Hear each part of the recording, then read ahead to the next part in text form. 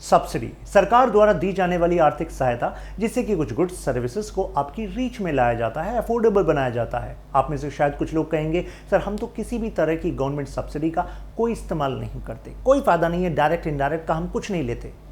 सही नहीं है ये बात। आपके आसपास जो प्रोडक्ट्स रखे हैं ट्रांसपोर्टेशन से आए होंगे, किसी स्टेज पर पेट्रोल डीजल का इस्तेमाल हुआ होगा, गवर्नमेंट वहाँ पर सब्सिडी देती है, उसको हटा लिया जाए तो पेट्रोल डीजल का दाम बढ़ जाएगा, ट्रांसपोर्टेशन की कॉस्ट बढ़ जाएगी, वो जो प्रोडक्ट आपके पास रखा है वो महंगा हो जाएगा। तो यानी कि इनडायरेक्ट बेनिफिट तो आपने लिया। सब्सिडी केवल यहीं तक नहीं, जॉब्स को प्रमोट करने में भी सब्सिडी का इस्तेमाल होता है किसी सेक्टर में। साथ में सामाजिक न्याय, सोशल जस्टिस में भी सब्सिडी का इस्तेमाल होता है। सब्सिडी पर एक आर्गुमेंट है कि देश की तरक्की को धीमा करने का एक कारण है सब्सिडी। एक आर्गुमेंट है इलेक्ट्रिसिटी सब्सिडी देश की पावर शॉर्टेज का भी एक कारण है, अभी रिसेंटली चर्चा में आया था। चलिए जानते हैं क्या है सब्सिडी, कैसे दी जाती है और क्या इसके मेजर आर्गुमेंट्स हैं। This is my Instagram handle, यहाँ पर लगातार अपडेट्स आती हैं और कोई क्वेश्चन आपका होगा, I will be more than happy to help you out. आप कनेक्ट हो सकते हैं। गवर्नमेंट सब्सिडी देती है इंडस्ट्रीज को भी थ्रू गवर्नमेंट प्रोग्राम्स भी। जैसे गवर्नमेंट डायरेक्टली आपके अकाउंट में भी सब्सिडी देती है, जैसे एलपीजी की सब्सिडी। गवर्नमेंट इंडस्ट्रीज को भी सब्सिडी देती है जिससे कि वो प्रमोट हो सके, साथ में आपको भी अफोर्डेबल प्रोडक्ट्स मिल सके। Example food and agriculture industry, यहाँ पर इनपुट्स पर सब्सिडी दी जाती है किसानों को, सीड पर सब्सिडी, फर्टिलाइजर पर सब्सिडी, टूल्स पर सब्सिडी। एजुकेशन सब्सिडी फीस में दी जाती है अफोर्डेबल बनाने के लिए एजुकेशन को। एक्सपोर्ट इंपोर्ट सब्सिडी, मान लीजिए आप मैन्युफैक्चरर हैं इस रिमोट के, ठीक है, आपको कुछ इंपोर्ट करना है, इसके लिए चिप वो महंगा है इंपोर्ट करने पर, तो ऐसे में गवर्नमेंट से आपने कहा कि सर कुछ दाम कम करा दीजिए, तो गवर्नमेंट ने कहा चलो हम आपके कुछ टैक्सेस में रिलैक्सेशन कर देते हैं, मान लीजिए इंपोर्ट आपके लिए आसान कर देते हैं। तो ऐसे में आपको सस्ते दामों पर जब भी मिलेगा तो आप बना पाएंगे सस्ते दामों पर, आप बेच पाएंगे सस्ते दामों पर, उसकी बिक्री ज़्यादा हो पाएगी। साथ में एक्सपोर्ट पर सब्सिडी, यानी कि गवर्नमेंट आपको छूट देगी तो आप थोड़ा कम दामों पर एक्सपोर्ट कर पाएंगे, उसकी डिमांड ज़्यादा होगी अगर कम दामों पर बेचेंगे बाहर तो, राइट, आपके पास फॉरेन एक्सचेंज रिजर्व आएगा, सरकार के पास फॉरेन एक्सचेंज रिजर्व आएगा, तो यानी कि ये भी बेनिफिशियल है। Housing subsidy, for example PM Awas Yojana. Tax subsidy, जैसे गवर्नमेंट स्कीम चलाती है, जैसे पिछली सरकार ने चलाया Rajiv Gandhi equity saving scheme, right, आप किसी टैक्स ब्रैकेट में आते हैं तो आपको सब्सिडी मिलती है। स्पेसिफिक इंडस्ट्रीज को भी सब्सिडीज दी जाती हैं टैक्स में। ऑयल एंड फ्यूल पर सब्सिडी जिसका सीधा प्रभाव इन्फ्लेशन पे होता है। ट्रांसपोर्टेशन पर सब्सिडी, जैसे कि रेलवेज में पर किलोमीटर जो चार्जेस हैं वो काफ़ी किफ़ायती हैं। कैसे हो पाते हैं? क्योंकि रेलवेज क्रॉस सब्सिडाइजेशन का इस्तेमाल करती है फ्राइट पे, यानी कि लगेज पे, वो ज़्यादा लेते हैं प्राइसेस और उसका फ़ायदा पैसेंजर्स को देते हैं। अब टू टाइप ऑफ आर्ग्यूमेंट्स हैं जो प्रिवेल करते हैं। जैसे सब्सिडी में रिफॉर्म्स होना चाहिए, कहा जाता है कि सही टारगेट नहीं होता सब्सिडी का, यानी कि सही बेनिफिशियरी को नहीं पहुंचती सब्सिडी, कई लोग इसका गलत इस्तेमाल करते हैं। जैसे कि एलपीजी में सब्सिडी का गलत इस्तेमाल होता था, ब्लैक में सिलेंडर्स का इस्तेमाल होता था, अभी भी कुछ होता है लेकिन उसको प्लग करने की सरकार कोशिश करती है, राइट। ऐसे ही फूड प्रोग्राम्स में, यानी कि जैसे PDS, right, public distribution system, तो ऐसे में वहाँ पर भी कहा जाता है कि सही टारगेटिंग नहीं होती, लीकेजेस होती है, पिलफरेज होती है, करप्शन होता है। तो यानी कि ये भी एक रीज़न है कि जिससे सरकार के जो रिसोर्सेज हैं वो सही जगह नहीं पहुँच पाते। लेकिन यहाँ पर एक आर्ग्यूमेंट आता है कि सरकार को कुछ भी फ्री में नहीं देना चाहिए, जैसे कि free electricity, free water recently चर्चा में था। लेकिन उस पर काउंटर आर्ग्यूमेंट है कि ये फ्री नहीं है। ऑलरेडी जनता इतने सारे टैक्सेस, छोटा सा आप पार्ले जी का बिस्किट लेते हैं, कोई चाय लेते हैं, दूध लेते हैं, शुगर लेते हैं, हर जगह आप टैक्सेस देते हैं। तो जब वो टैक्सेस ही हैं, यानी कि वो आपका ही पैसा है जो गवर्नमेंट चैनलाइज करती है डिफरेंट तरीके से, अगर वो बेनिफिट दे रही है एक सेक्टर को, उसकी जगह कुछ पैसा वो 200 यूनिट 300 यूनिट तक बिजली या पानी आपको फ्री में दे रही है, तो आपका पैसा ही आपके पास आ रहा है, ये भी एक आर्ग्यूमेंट दिया जाता है। लेकिन हमें भी पता है कि अगर ये जो तरीका है, इससे गवर्नमेंट के एक्सचेकर यानी कि रेवेन्यू को नुकसान पहुंचे, या गवर्नमेंट की जो ऑलरेडी प्रायोरिटीज़ हैं डेवलपमेंट के लिए वो ना सही से हो पाएँ, तो ऐसे में गवर्नमेंट रीलुक भी कर सकती है अपनी पॉलिसी को। जैसे कि यहाँ पर एक चेंज देखा गया, दिल्ली की पॉलिसी में कहा गया कि अब हम इलेक्ट्रिसिटी सब्सिडी उनको देंगे जो कहेंगे कि उनको चाहिए। ऐसे ही ये पुअर को बेनिफिट करती है, स्टूडेंट्स को बेनिफिट करती है, फार्मर्स को बेनिफिट करती है। ये बेसिकली अफोर्डेबल बना देती है कई सारे प्रोडक्ट्स को जो अनअफोर्डेबल होते हैं। लेकिन ध्यान दीजिएगा, सब्सिडी का यूज़ पॉवर्टी को कम करने के लिए भी कहा जाता है, लेकिन वो तभी हो पाएगा जब इसका इस्तेमाल लोगों को एम्पावर करने के लिए होगा, ना कि लोगों को डिपेंडेंट बनाने के लिए। अगर उनको फ्री में कुछ बेसिक चीज़ें दे दी तो ऐसे में वो वर्कफोर्स में एंगेज नहीं हो रहे, तो इससे तो देश का नुकसान है, राइट। वैल्यू एडिशन गुड्स और सर्विसेज में अगर वो नहीं कर रहे तो देश का नुकसान है। तो ऐसे में इसका पर्पस है to break from the cycle of poverty. Now एक और इसका लॉजिक है, इकोनॉमिक लॉजिक है। देखिए, अगर प्राइस राइज होते हैं तो मुझे बताइए, आप उन चीज़ों को ज़्यादा खरीदेंगे कि कम खरीदेंगे? आप कहेंगे कि सर हम कम खरीदेंगे, बिल्कुल सही बात है। या फिर आप स्विच कर देंगे, कोई और सामान खरीदने लग जाएंगे।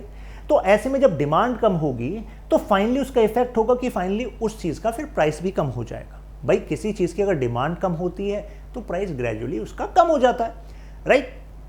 लेकिन सब्सिडी की वजह से क्या होता है, क्योंकि गवर्नमेंट का सपोर्ट किसी प्रोडक्ट को मिल रहा है तो ऐसे में डिमांड उसकी बनी रहेगी, राइट। क्योंकि सरकार को आपने कहा सरकार मुझे फ्री में चाहिए, ये मेरा हक है, तो ऐसे में सरकार को उतना तो आपको प्रोवाइड करना ही पड़ेगा।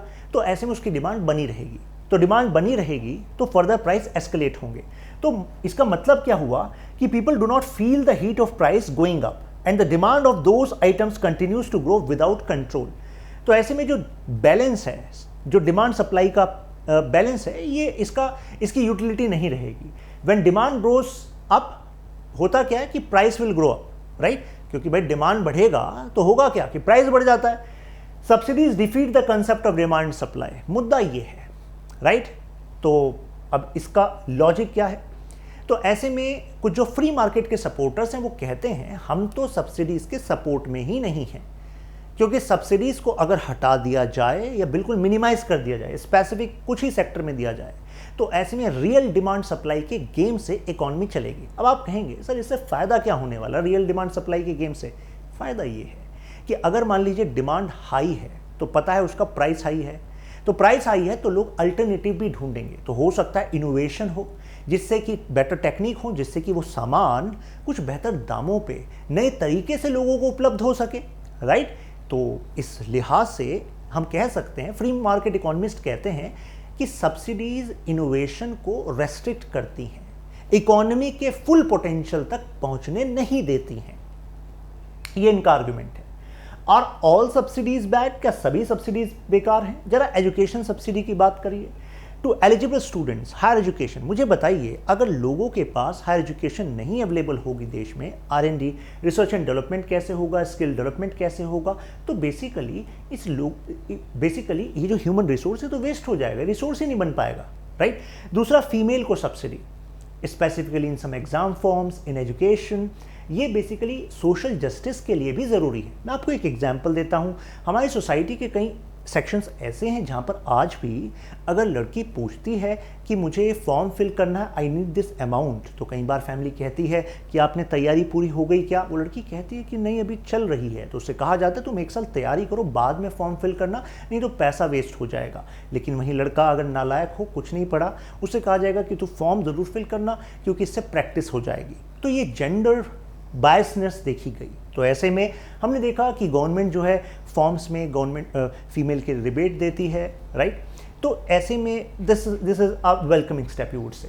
एग्रीकल्चर सब्सिडी जैसे फर्टिलाइजर, इरिगेशन इक्विपमेंट, फाइनेंस यानी कि सस्ती दरों पर लोन मिलना, सीड, एक्सपोर्ट। अब यहाँ पर डेटा देख लीजिए। Farm subsidies form about 2% of India's GDP, और जो total subsidy to farmers about 21% of their farm income, यानी कि जो टोटल कमाई होती है किसानों की फार्म इनकम, तो उसमें से 21% जो है वो गवर्नमेंट की सब्सिडीज के कारण होती है, right. Oil and fuel subsidy जरूरी है टू कंट्रोल इन्फ्लेशन, इस वजह से आप इसको नहीं कह सकते कि ये बैड सब्सिडी है, राइट। सब्सिडीज ऑन फार्मास्यूटिकल्स, हमें पता है कि IP के वजह से, मींस इंटेलेक्चुअल प्रॉपर्टी राइट्स की वजह से, क्योंकि कई सारी जो कंपनीज है फार्मास्यूटिकल वो क्या करती हैं, वो R&D करती हैं, तो उनमें उनका पैसा खर्च होता है, फिर मार्केटिंग होती है। तो इस वजह से कई जो मेडिसिन होती हैं, कई जो टेक्निक्स होती हैं, वो आम आदमी के रीच से बाहर हो जाती हैं। तो ऐसे में सरकार को वहाँ पर ये सब्सिडीज तो देनी पड़ेंगी, राइट, तो हेल्थ कॉम्प्रोमाइज़ हो जाएगी। ज़रा ये डेटा देखिए। ये रिपोर्ट कहती है उत्तर प्रदेश के बारे में लगभग 70% हेल्थ पर जो खर्चा है वो आउट ऑफ पॉकेट एक्सपेंडिचर है। आप इसका अंदाज़ा लगाइए, इसका नेगेटिव इम्पैक्ट क्या होगा। कई लोग जो गरीबी रेखा से जस्ट अभी मेहनत करके बाहर निकले ही हैं, घर से एक भी व्यक्ति अगर बीमार हुआ और टोटल खर्चे का 70% तो जेब से ही देना है, means there is no support, तो ऐसे में होगा क्या that person is again going to fall into this poverty trap. हालांकि इसके लिए भारत सरकार ने आयुष्मान भारत योजना लाया है, वो काम कर रहा है, लेकिन कई जगह हमने अभी भी उस विषय में गैप देखे हैं। तो इससे हमें इंपॉर्टेंस पता लगता है कि हेल्थ पर सब्सिडी देनी होगी। It's a crucial sector. Health and education important. और ऐसा नहीं है कि सब्सिडी हम ही देते हैं, डेवलप्ड नेशंस भी सब्सिडी देते हैं, because this is the necessity, robust बनाने के लिए। सब्सिडीज ऑन एलपीजी, जैसे कि ये आप उज्ज्वला योजना देख रहे हैं, इसके तहत गवर्नमेंट चाहती है कि जो विमेन की वर्किंग कंडीशन है, specifically those who are working in kitchen, तो इंप्रूव हो सके, right. Misuse of subsidies not reaching the beneficiary, इसके लिए सरकार ने कहा कि गिव अप योर सब्सिडी अगर आप काबिल हैं, राइट, अगर आपके पास इतना पैसा है। अच्छा, अगर मैं आपसे पूछूं, सरकार ने सभी के लिए जो ये एलपीजी सब्सिडी प्रोग्राम को चेंज किया, यानी कि अब एलपीजी की कंपनी के पास सब्सिडी नहीं जाती, अब बेनिफिशियरी के अकाउंट में सब्सिडी जाती है। ये किस स्कीम के तहत किया, आप मुझे बताएंगे जरा। आप में से कई लोग कहेंगे सर लिखा तो है ये एलपीजी सब्सिडी उज्ज्वला योजना, जबकि ये बात सही नहीं है। आंसर है पहल स्कीम। एलपीजी सब्सिडी जो उज्ज्वला योजना है, ये शुरुआत कैसे हुई थी? जब आपसे कहा गया गिव अप कर दो अपनी सब्सिडी, तो भारत में कितने सारे लोगों ने गिव अप करी सब्सिडी, राइट। तो उससे जो पैसा इकट्ठा हुआ प्लस सरकार ने ऐड किया, तो फिर सरकार ने मुफ्त एलपीजी कनेक्शन भी देना स्टार्ट किया, सिलेंडर, चूल्हा ये देना स्टार्ट किया। दैट इज उज्ज्वला योजना, प्रधानमंत्री उज्ज्वला योजना। मैंने आपसे पूछा एलपीजी की सब्सिडी डायरेक्टली आपके बेनिफिशियरी के अकाउंट में, कनेक्शन की बात नहीं है, सिलेंडर की बात नहीं है, राइट। तो ये थोड़ी बारीकियां होती हैं स्कीम के यूसेज की, उसको जरा ध्यान रखा करिए। Ujjwala will be expanded to और 1 करोड़ मोर बेनिफिशियरीज। प्लस एक और देखिए अपडेट, यहां पर निर्मला सीतारमण जी ने कहा अब केवल गैस सिलेंडर में नहीं ये सब्सिडी बढ़ेगी, अब ये जो आपके बेसिकली पाइपलाइन के थ्रू जो गैस आ रही है उसमें भी इसका इस्तेमाल होगा। साथ में gas pipeline project will be taken up in Jammu Kashmir as well.